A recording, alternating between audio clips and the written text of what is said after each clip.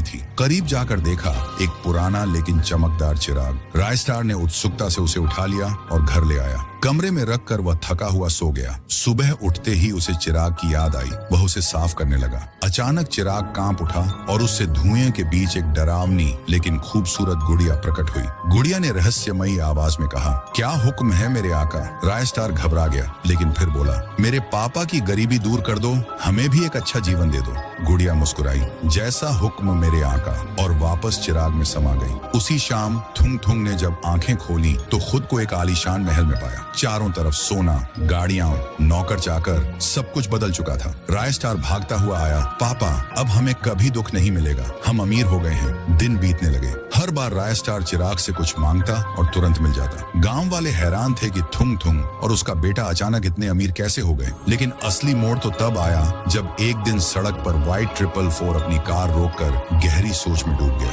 वह उस चिराग की कहानी जानता था। उसे एहसास हुआ कि अगर चिराग की गुड़िया को कभी आजादी मिल गई तो पूरा गांव तबाह हो जाएगा। व्हाइट 444 चिराग को ढूंढने निकला, लेकिन कहीं नहीं मिला। समय बीत गया। रायस्टार अब बड़ा हो चुका था। एक दिन वह खेलते खेलते चिराग को गिरा देता है। चिराग फटकर 2 हिस्सों में बिखर जाता है और उसी पल कड़कती आवाज गूंजती है, अब मैं फिर से आजाद हूँ। गुड़िया बाहर निकली, भयानक हंसी हंसी और गायब हो गई। गांव में अफरा तफरी मच गई। लोग चीखते चिल्लाते अपनी जान बचाकर भागने लगे। कुछ ही देर में खून से सनी लाशें इधर उधर बिखरी पड़ी थी। रायस्टार डर के मारे पापा के पास पहुंचा। पापा, ये सब मेरी वजह से हुआ। थुंग थुंग कांपते हुए बोला, बेटा ये बहुत बड़ी गलती है, अब इसका अंजाम हमें भुगतना होगा। उसी समय व्हाइट 444 उनके घर पहुंचा। उसने थुंग थुंग से पूछा, क्या तुम्हें कोई पुराना चिराग मिला था? थुंग थुंग ने रोते हुए सब सच बता दिया। व्हाइट 444 ने कहा, अब हमें सिर्फ बाबा कालू ही बचा सकते हैं। कुछ ही देर बाद बाबा कालू गांव में पहुंचे। उन्होंने मंत्र पढ़ना शुरू किया। पूरा गांव हिलने लगा।